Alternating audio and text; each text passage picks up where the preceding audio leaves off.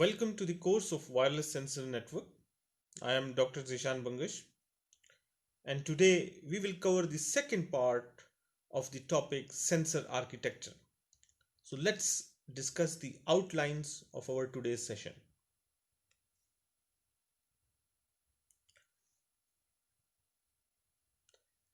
As the selection of right type of processor is vital to the performance as well as the energy consumption of a wireless sensor node, the way the subcomponents are interconnected with the processor subsystems are also very important. So the quality, the size, and the frequency of the data that is sensed and that is extracted from the network are influenced by the physical resources that are available to the node. So the nodes have a constraint of having very limited battery power, very limited storage, and very low computation facility. So all the resources that are available to the node that influence the overall phenomena that is to be observed. Therefore, the design and the implementation of a sensor node is of a critical step and is of very much importance. So, communication subsystems can be increased with the processor subsystems in different ways. So, we will be first of all discussing our first agenda item, that is about the communication interfaces for a sensor. The communication subsystem is the most energy intensive subsystem, and it is a power consumption system, and there is a dire need that the power consumption needs to be regulated. So almost all the commercially available transceivers that provide controlling functionality to switch the transceivers between various modes like ideal and sleep state. So that needs to be in consideration. So we have already said that the selection of the right type of a processor is of vital importance, as well as the energy consumption calculation for a wireless sensor node that determines the lifespan of a network.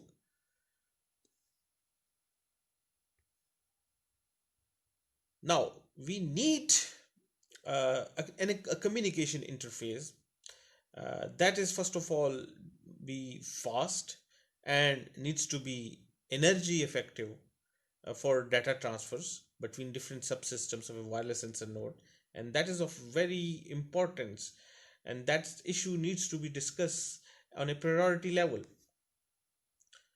However, when we consider that through different technologies we are going to enhance the speed, the communication speed. So the next important consideration that needs to be addressed, that the size of that nodes needs to be small, and increasing the uh, speed of the communication results in increasing the size of the node, and thus it is a trade-off. We know that the communication that is through parallel bus is a faster way of communication. However, it basically uh, uh, puts a restriction on the size of the node. So we need to consider this issue as well.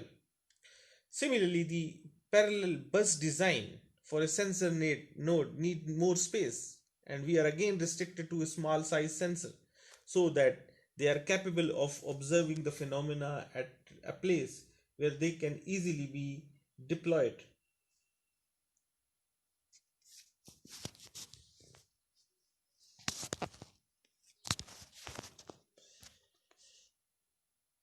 So we are making an argument that the size of the node and the parallel buses, they both cannot coexist, so they are not supported. So this challenge needs to be addressed.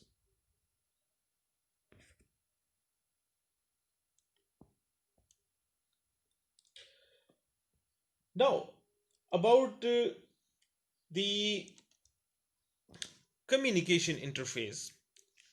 So the choice for a communication interface is basically between different serial interfaces that exist, and we have to select any one interface while designing or implementing a sensor. So the different serial interfaces are the serial parallel interface, which is commonly known as SPI, uh, or termed as SPI, and the general purpose input output, GPIO. The third one is the secure data input output, which is known as the SDIO, and the fourth one is the interintegrated circuits, which is termed as the I2Cs. So SPIs and I2Cs are among the mostly used buses that are implemented in most of the sensors. So let's discuss the serial parallel interface, and you can see in this figure an SPI has been shown, and this SPI has been developed in the mid 80s by Motorola, and it's a high duplex synchronous serial bus with a very high speed. But unfortunately, till this date, it has, and there are four pins in its design.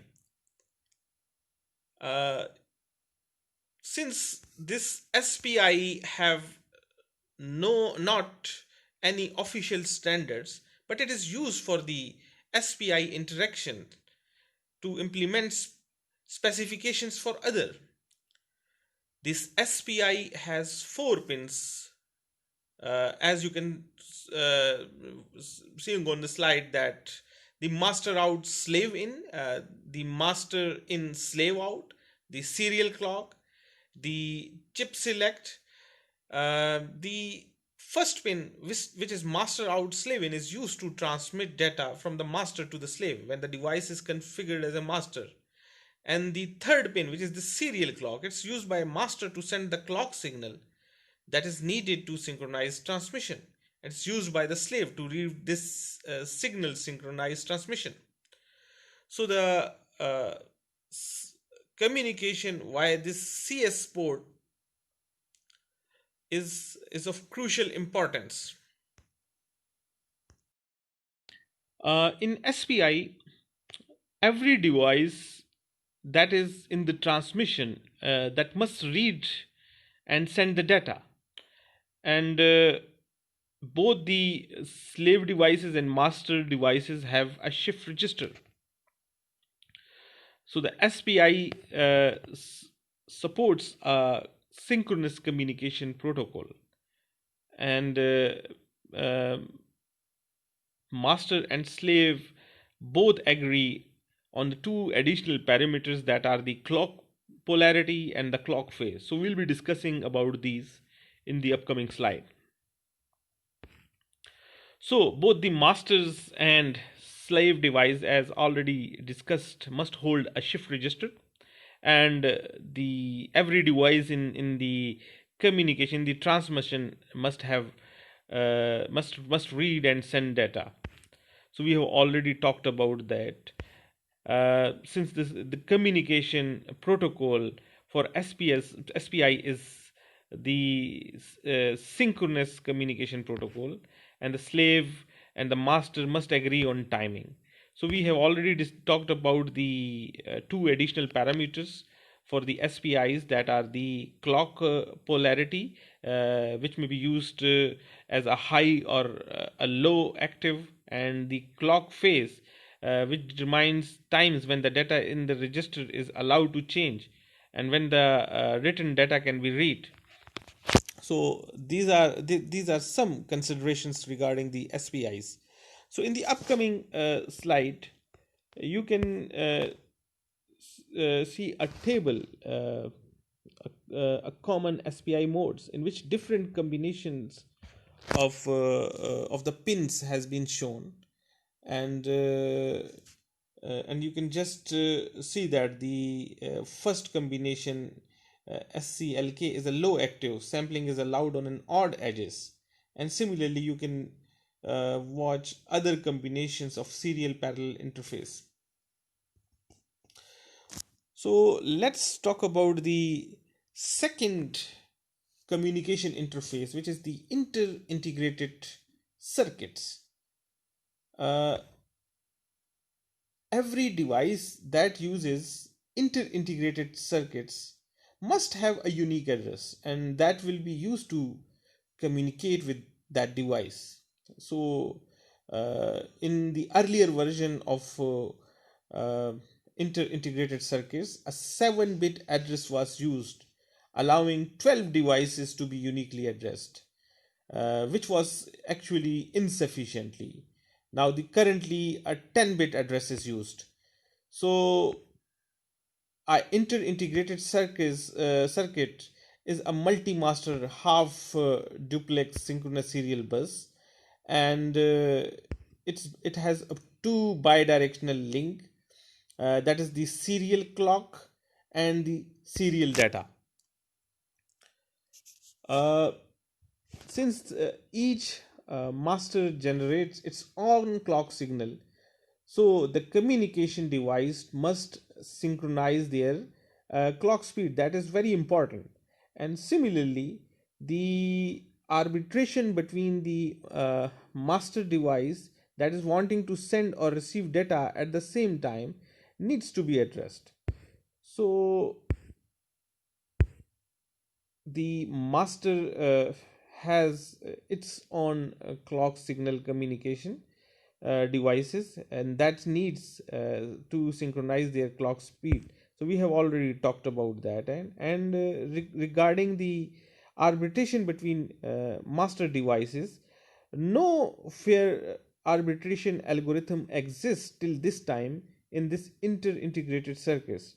Rather, the master that holds the SDA line for the long time that wins the medium is basically actually considered.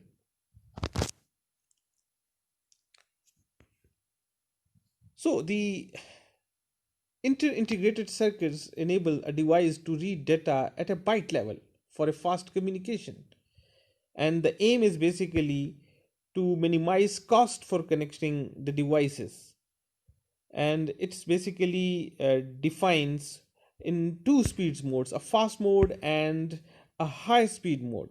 The fast mode runs at a bit rate up to 4000 kbps, and the high speed mode has a transmission rate up to 3.4 mbps.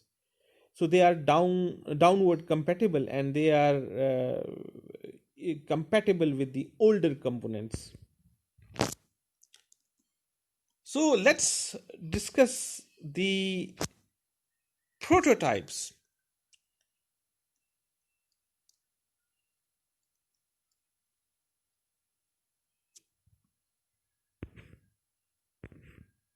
So the communication interfaces, the buses are essentially highways to transfer data.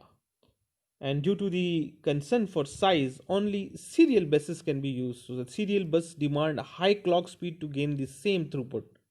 Serial buses are actually also a bottleneck, as in case of von Neumann architecture, or may not scale well with processor speed. For example, in case of the inter-integrated circuits, so the delays due to the contention for bus access becomes critical. So for example, if some of the devices are acting unfairly and keeping the bus occupied, so this is basically a bottleneck that will create that will be a problem in the communication.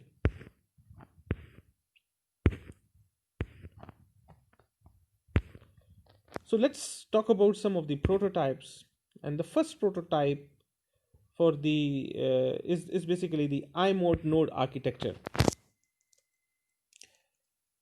uh, in the figure, an I-mode sensor node architecture is shown, which is a multi-purpose architecture that have a sensor system sensing subsystem, a communication subsystem, an interface, and a power management system. So basically, it's a multiple sensor based system that have four channels for ADC, and it have a light sensor, and it's used for low data rate sources. However, the SPI bus is used here in this architecture to interface high data rate sources. So, the multi-purpose architecture comprise of the power management subsystem, the a processor subsystem, as you can see in this in the figure, a sensing subsystem, a communication subsystem, and an interface system. And as I have discussed, that it's basically a 4-bit 4-channel ADC incorporated in this architecture, and it's a high resolution temperature humidity sensor that is incorporated, a light sensor, a low resolution digital temperature. So the inter-integrated circuit bus is used here in this architecture to connect the low data rate sources. Its processing subsystem is further divided into, further provides a main processor and a co-processors. So the main processor is the microprocessor, and the co-processor is a DSP, which is a bit a complex one. And the SPI bus is used to interface high speed data rates. Uh, as I have talked about, that the processing subsystems is provides the main processor, which is a microprocessor, and this microprocessor operates at a very low voltage and have dynamic voltage scaling, and and as a result, it can enable low power operation, which is very much suitable for a sensor node. So the microprocessor operates at a 0.85 volt and have a very low frequency, that is 13 megahertz. So the scaling is again shown for this microprocessor from 104 megahertz to 416 megahertz, and it has a modes as a sleep and a deep sleep mode that can be used for energy protection, and thus it is a very less power consuming option to be incorporated. The co-processor, which is a DSP, it's basically accelerates the multimedia operations, and it's a very computationally intensive and consumes more power. The next architecture, or the protocol to be discussed, is the XYZ node architecture. And this the upcoming slide shows the XYZ node architecture that consists of power subsystem, a mobile system, a sensor subsystem, and a communication subsystem. So you can just uh, look into the figure, in which the different four subsystems has been shown, and basically the XYZ node architecture exists in two different modes, that is in 32 bits or in a 16-bit mode, and it provides an on-chip memory of 4 KB boot ROM and a 32 KB RAM that can further be extended up to 512 KB of flash memory. So some specifications of this architecture has been shown on the slide, which I have already discussed, and some peripheral components of this architecture comprise of a DMA controller, a 4 10-bit ADC input, a serial port that comprise of RS-232, SPI, integrated circuits, and SCIO, and the most important is the 442 multiplexed general purpose IO pins. Uh, Now discuss the last prototype, which is the Hawkthorpe node architecture, and basically it's designed for a specific application named to monitor pig production. So basically the motivation was basically for a specific purpose. Now it's basically detecting cough or limping to the monitor illness of a particularly pig. So that this architecture is design has a design motive of a specific purpose. So you can just look into the slide. The architecture has been shown, and it again comprise of some subsystems, that is microcontroller, that performs less complex, less energy intensive tasks, and that's an edge. And it is initializes the FGPA, and which is basically a field programmable gateway gator, as we have already discussed in our part one of this sensor architecture about the FGPA. And this architecture initializes the FGPA and function as a external timer, and F the FPGA executes in a slow monitoring application. So it coordinates the function of the sensor node. So this architecture has some limitations because it has been uh, it has been developed keeping in view the motivation for a particular purpose. So this comes to the end of our topic about sensor architectures, and these are some of the references from which the content have been taken and shown on this slide. So you can just consult these references for further details. And thanks for watching this lecture. Take care. Allah Hafiz.